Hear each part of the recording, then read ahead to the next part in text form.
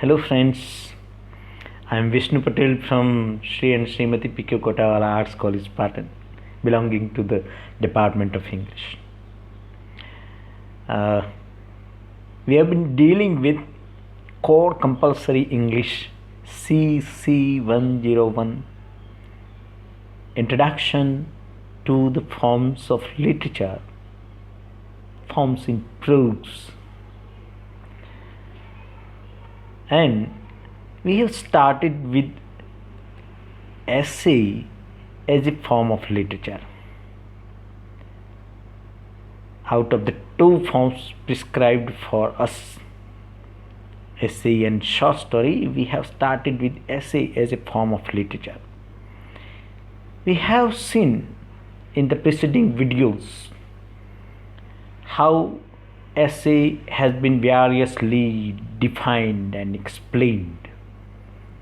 We can, by making a study of these definitions, come to know what the word essay actually means.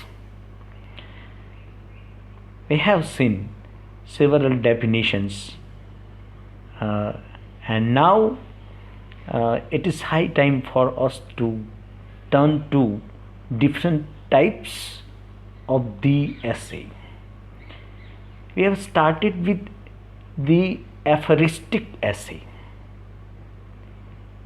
Actually, Bacon derived the form from Montaigne.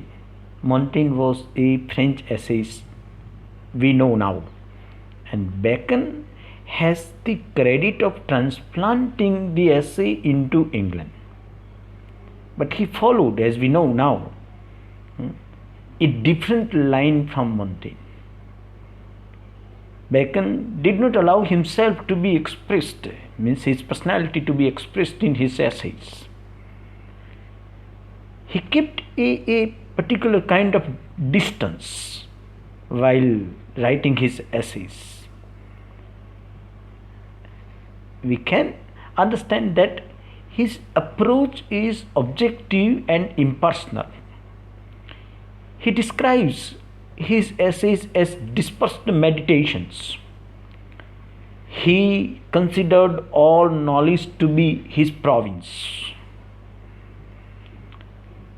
His essays have been described by himself, Bacon himself, as dispersed meditations or brief notes set down rather significantly than curiously.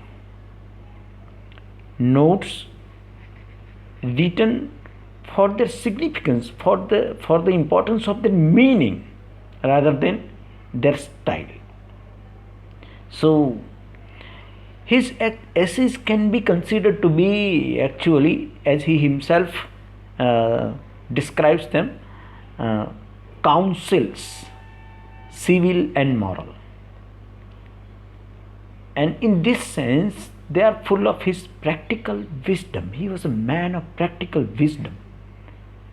So his essays are counsels, civil and moral.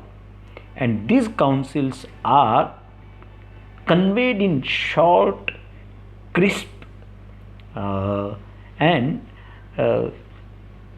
you can say terse sentences that read like aphorisms. So aphorism means a short, clever saying which is intended to express a general truth. We come across so many such expressions that give us general truth. So this is the striking characteristic of the aphoristic essay. Aphorism.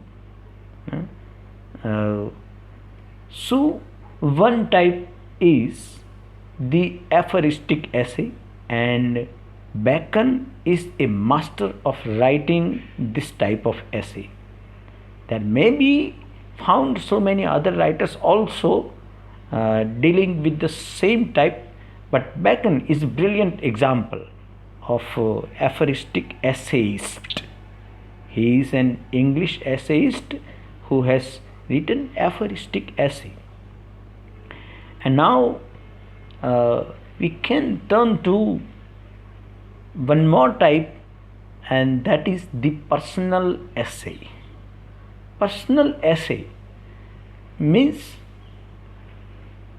essays written for the expression of one's own personality. Here the writer tries to give expression to his own feelings, own personality. Self-revelation is there. In personal essays, we come across self-revelation of the writer. The true essay, according to W.H. Hudson, now we know this writer, William Henry Hudson. According to William Henry Hudson, the true essay is essentially personal. When we read an essay, we are interested in knowing something about the life of the essayist. We are interested in meeting the essayist as a man, essayist, what type of man he is. We are interested in knowing him. So the true essay, in which most of the people are interested now, is essentially personal, as W.H. Hudson says. It belongs to the literature of self-expression. The other day I gave you two words, objective and subjective. So objective literature, as we find in the essays written by Bacon, or in ancient times, as we find the epics written by writers like Homer and Hesiod. This is objective type of literature, where the writer does not intend to express his own personality or his own feelings. Self-revelation is not the intention of the writer, whereas personal essay has this kind of characteristic. So the writer is highly subjective in his approach in writing the personal essay.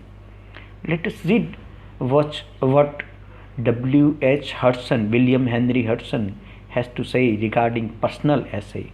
The true essay is essentially personal.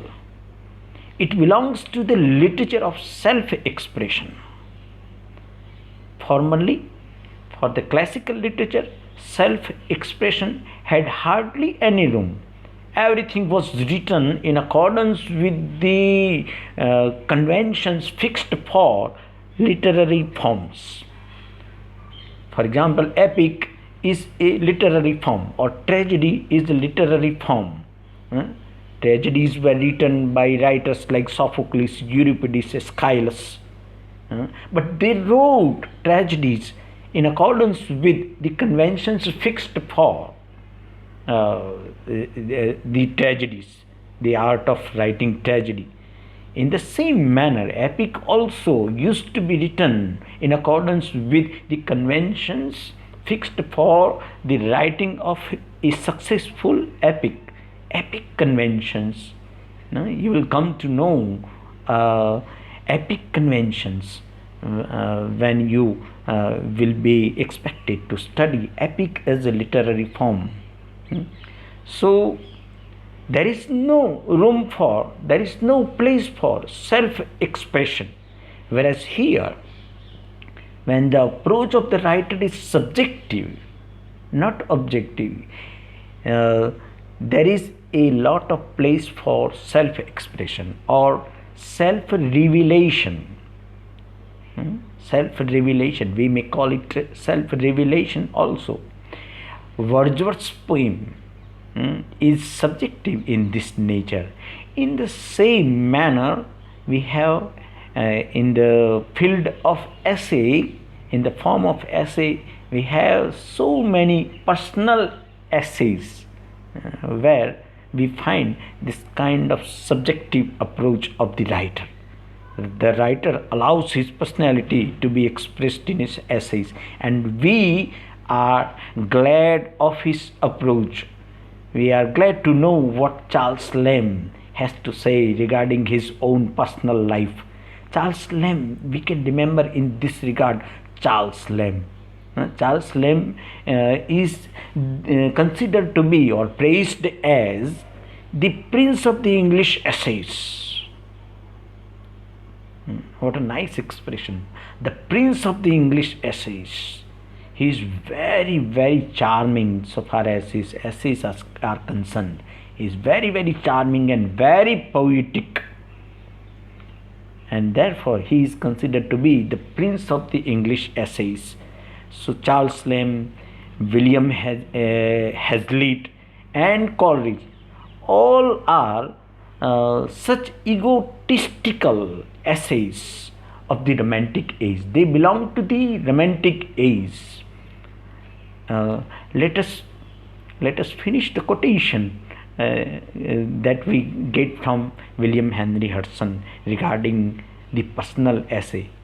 What does he say further? Treatise and dissertation may be objective. Treatise means an elaborate kind of writing. For example, Aristotle's Poetics or Longinus Perihoupsos, sublimity, related to sublimity, can be considered to be examples of treatise. So a treatise and dissertation is prepared by students of MPhil and PhD. So dissertation, treatise and dissertation may be objective. There the writers are not expected to express their own likes and dislikes, personal biases or prejudices or reveries or daydreams. They cannot express anything from their own life. They have to stick to the convention fixed for the objective approach. They have to give facts. They have to remain faithful to giving facts. So, treatise and dissertation may be objective. The essay is subjective. The true essay is subjective. No doubt, Bacon wrote objective essays, but true essay in which most of the readers are interested is bound to be subjective. We are interested in reading subjective essays. Subjective essays give us the pleasure which is similar to the pleasure that is received from the reading of a lyric. It has lyrical quality, we can say. Charles Lamb is very, very lyrical in this regard. The essayist may choose any subject under the sun, but his treatment of the subject is essentially personal. Nowadays, we do not turn to essays for facts or doctrine. We are not interested in knowing anything about facts or doctrines. But we turn to the essay for contact with a personality that makes a special appeal to us. The personality of the author makes a special appeal to us. We feel as if we were meeting a writer in person. We were meeting the writer of the essay in person.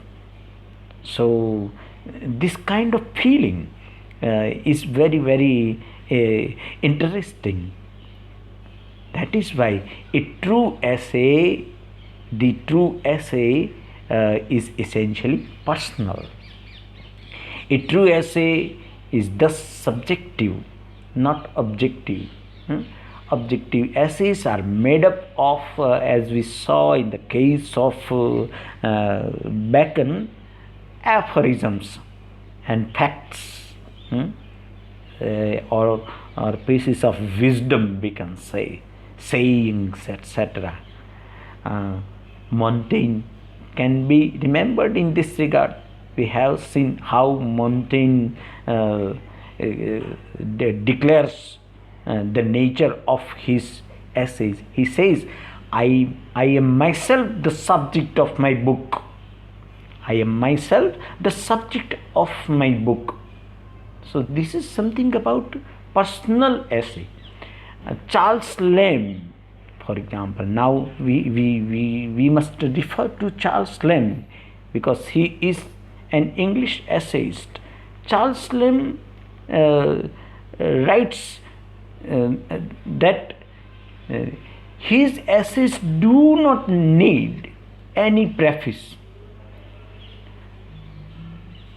Let me give you the words of Lamb himself. The essays want no preface, he writes to an editor, to one of his publishers. See how he requests the publisher not to attach any preface to his essays, because his essays are personal. Whatever he has to say regarding his own self is to be read in the essays themselves. The essays want no preface. A preface is nothing but a talk with the reader. What is a preface? A preface is nothing but a talk with the reader, and they do nothing else. Lamb's request is suggestive of the nature of his essays. A preface is nothing but a talk with the reader, and they do nothing else. Pray omit it. He requests the publisher to omit the preface. His essays need no preface. So this is suggestive of the personal approach of Lamb's essays. I am tempted to show you the picture of Charles Lamb, my dear friends. Now it is time for you to know Lamb in person. We have prepared such slides, and you can come to know about different essays in this way. Charles Lamb was an English essayist, poet, and antiquarian, means a person interested in antique things. His essays are personal and highly autobiographical. Autobiographical means revealing his own life. Self-revelation is there. This is the element known as the autobiographical element. His daydreams, his wishes, his likes, dislikes, etc. are expressed in his essays. As I told you, he is called the Prince of the English Essays. He is the most charming and poetic of English essays. Lamb found the essay a comparatively frigid thing, actually, but he made it warm and companionable. We can like the company of his essays means the company of Lamb himself. He is best known for his essays of Elia. His essays have been collected in the book titled Essays of Elia. Elia is a pseudonym adopted by Charles Lamb, Essays of Elia. And for the children's book Tales from Shakespeare, he has retold the tales from Shakespeare, means Shakespeare's tales that we come across in the plays of Shakespeare, and it was co-authored by his sister Mary Lamb. His sister was insane. His sister had to you can say face fits of insanity at times, and Lamb had to look after his sister. My dear friends, Lamb chose to remain bachelor throughout his life so that he can look after his sister. So his own life is actually full of pathos. Full of pathos. His life was not a happy life. And yet we can find on the surface Lamb's humor. He is humorous also in his essays, but humor is on the surface. The undercurrent that flows in the essays written by Charles Lamb is very, very pathetic. He has to look after his sister, and his remaining bachelor throughout his life actually affects his essays. He can't help giving expression to his pathetic life in his essays. One such famous essay is Dream Children. Dream Children. You must have come across this title. Dream Children is a reverie or a daydream of a man who was intensely human and whose life was a tragedy. Lamb was born in a poor family. His unsuccessful love affair with Anne Simmons, his self-imposed responsibility to look after his insane sister Mary Lamb, and the consequent compulsion of his remaining bachelor throughout his life, all these added to his misfortune. All this added to his misfortune. So his misfortune finds expression in his essays like Dream Children. He dreams of children. Lamb is constantly autobiographical. So we are talking about personal essay. The type known as personal essay. So Lamb is constantly autobiographical. His essay can be considered to be a lyric in prose. Dream Children is filled with the deepest passions of the artist's heart. Its pathos is unmistakable. It is an effort to fulfill in a daydream, Divaswapna. The essay expresses his reverie or daydream, Divaswapna. I use Gujarati word so that you can easily understand what I want to convey to you regarding Lamb's life. So it is an effort to fulfill in a daydream or a reverie the longings of a bachelor's heart for a wife and children. He imagines wife and children as if he were a married man and as if he had children. But actually Being a reverie, this essay contains a fanciful, imaginary account of his talk with the children. The talk that we find in the essay is imaginary, whom he never had and who therefore have been called dream children. So this is one example from you can say the essays of Lamb. One more essayist we have in this you can say type is William Hazlitt. Hazlitt and Lamb's were almost contemporaries. So this is William Hazlitt, and Hazlitt was also a painter. He began his career as an artist, means as a painter, but then he turned to writing prose. He was an English essayist, drama and literary critic. Drama and literary critic.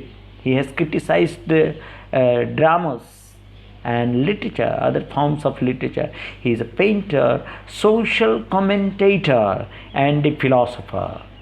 But we have to take into consideration Hazlitt's contribution as a personal essayist.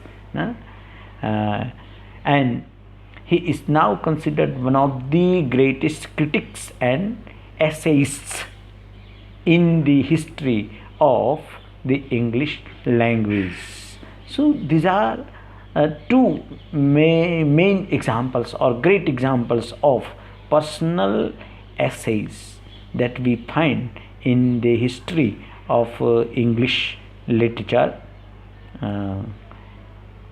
English you can say essays, personal essay. And then it is time for us to turn to the periodical and social essay. Periodical and social essay. With the rise of journalism at the beginning of the 18th century, the essay began to appear in daily, weekly, or monthly journals or periodicals. Rise of the 18th century. Actually, the periodical essay was invented towards the very end of the 17th century. 17th century is also known as the Restoration period.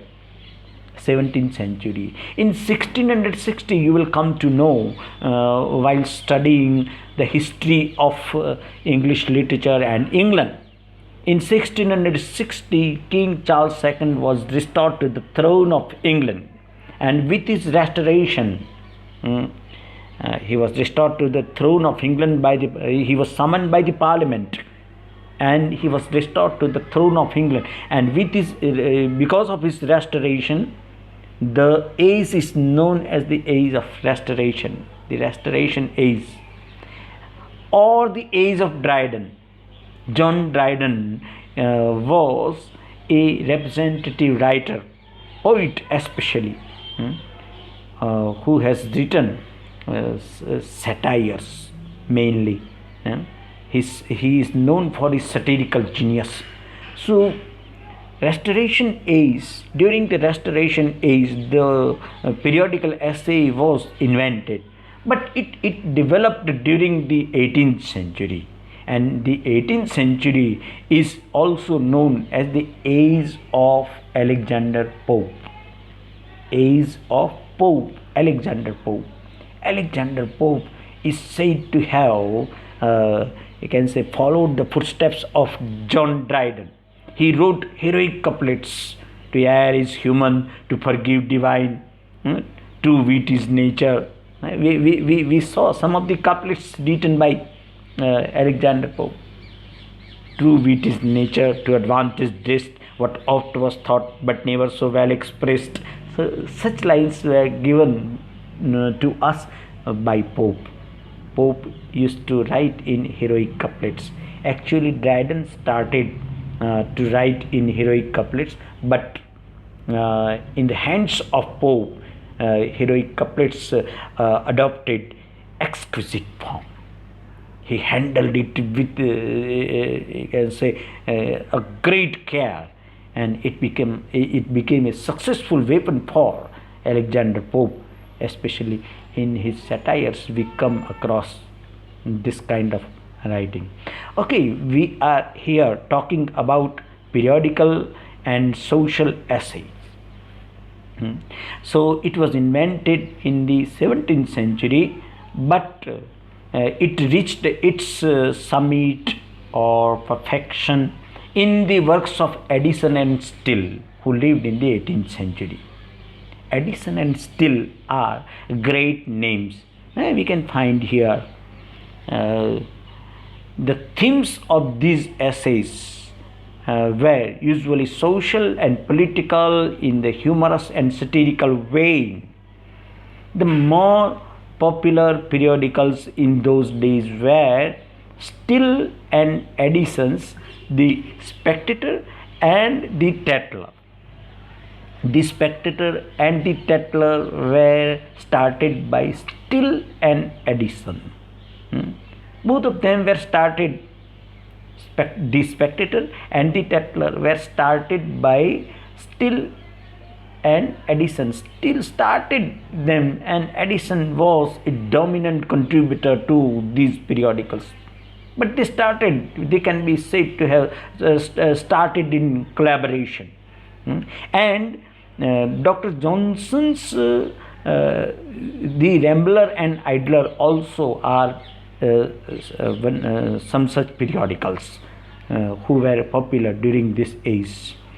The Spectator was so popular that it was said that the breakfast table was not complete without it. So this was something about the periodical essays.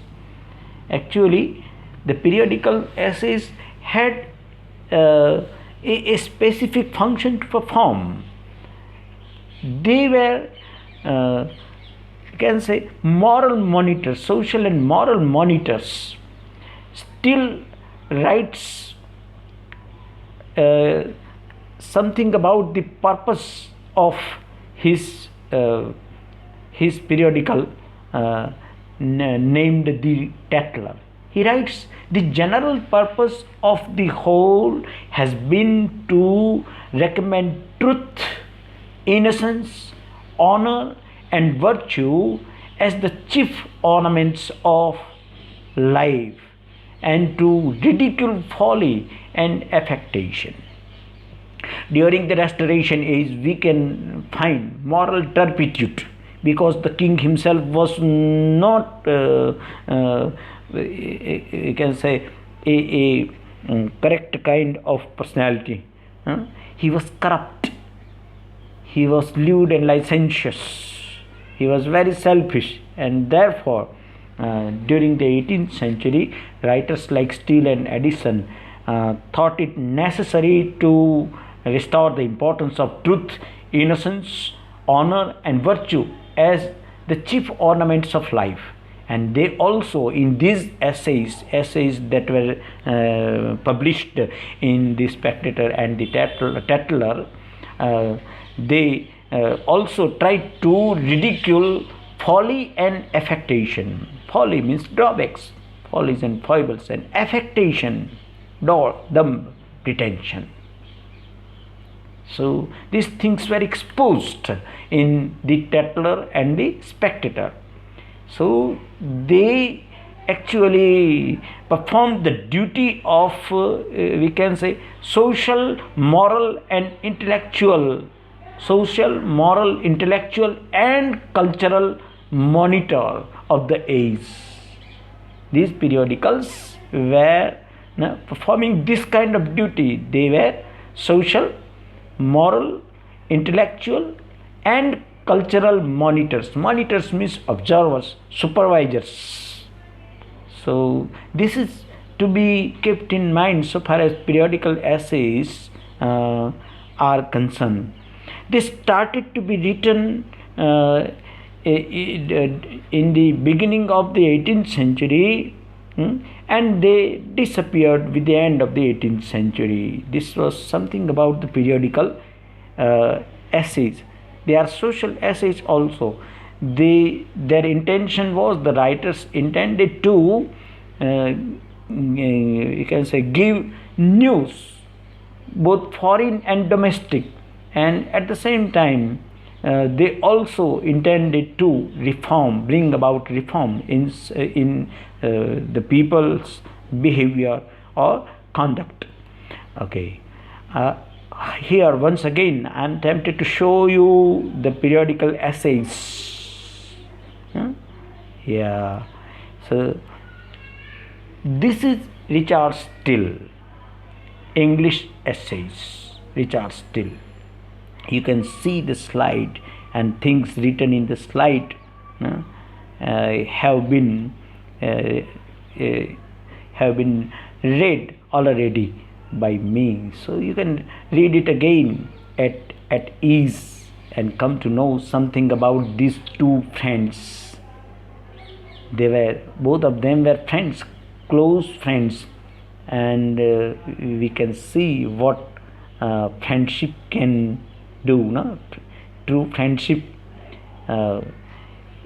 positively inclined, can work miracles. They brought about reforms in society. Social reform was their intention. They behaved as social, intellectual, cultural monitors of the age of the 18th century. So these were the two writers, Spectator and Tatler, were the two can say periodicals published by them. There is one more writer in this type, and that is Dr. Samuel Johnson. He was a pedant. Great man. He has written a dictionary of the English language. First dictionary was written by this Dr. Johnson.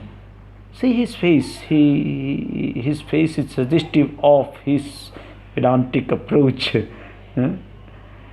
So erudition is there in Dr. Johnson's writing. So he has written the first dictionary, and then he has published the Rambler and the Idler. They were the two periodicals published by Dr. Johnson. And Addison and Steele were assisted by Jonathan Swift also. Jonathan Swift also contributed to the periodicals published by Addison and Steele. And then we should sum up with a reference to some other types of essays. Critical essays. After, there are some character writers. They write about different personalities, different great persons, character writers. This type of essay was popular during the first half of the 17th century, and the essayist sketched some particular human type in each of the essays. There flourished a number of character writers who had the ancient Greek essayist Theophrastus as their model. They followed the model of the Greek essayist Theophrastus. They gave minute character sketches, often very humorous, of various types of people. And in this category, or in this type, we can remember the names of Joseph Hall, John Earl, and Thomas Overbury. And then we have critical essays. I have already referred to Dryden. Dryden lived in the 17th century, and the 17th century, latter half of the 17th century, is known as the Restoration Age, and also known as the age of Dryden. Dryden was a great personality, and some critics believe that he was born too early for his own age. He was such a great scholar. All of Dryden's prefaces and other miscellaneous prose writings are essentially essays in criticism. There are some essays that are related to criticism, literary criticism especially. So Dryden's essay of dramatic poesy is very, very well known, and his preface to his fables. These two works are very, very famous so far as his critical essays are concerned. In his essay of dramatic poesy, we can see how Dryden tries to defend English drama as against the censure of those who unjustly prefer the French before the English writers. This was his purpose, this was his intention behind writing this essay, and this essay is a very, very creative essay in a sense. Creative in the sense that he imagines four friends engaged in a kind of discussion, and he tries to you can say dissipate the mist enveloping the critical sense of the period of the time. The critical sense of the time of Restoration age was suffering from a kind of confusion, and he dissipates the confusion that used to prevail during this age. So it's a great and very famous essay written by John Dryden. We can remember in this regard some more essays like William Wordsworth and Matthew Arnold, and then T.S. Eliot. Wordsworth's preface to the lyrical ballads is considered as being the manifesto of the Romantic revival, Romantic age. After the neoclassical age of the indispensable 18th century, we see the emergence of the Romantic age. Wordsworth, William Wordsworth and Samuel Taylor Coleridge in collaboration published the lyrical ballads, and Wordsworth deemed it necessary to write a preface to the lyrical ballads, and this preface you can say contains the theory of romantic poetry. It is in this preface Wordsworth can be said to have heralded the coming of a new era, and the era is the Romantic era, Romantic age. So Wordsworth, Coleridge, Keats, Shelley, Byron, these are Charles Lamb, Hazlitt, these are Romantic writers, and Romantic writers mostly have adopted the subjective approach. Subjective approach. Now we know very well the meaning of the word subjective. So then after Wordsworth or after the Romantic age, we can find we can take the name of Matthew Arnold, who lived in the Victorian era, and Matthew Arnold has written the study of poetry. So this essay also can be considered to be a critical essay. There can be mentioned so many other essays in this can say type. Eliot is a modern writer, and Eliot's tradition and the individual talent also is very famous essay. So this is critical essay which gives the criticism of works of literature.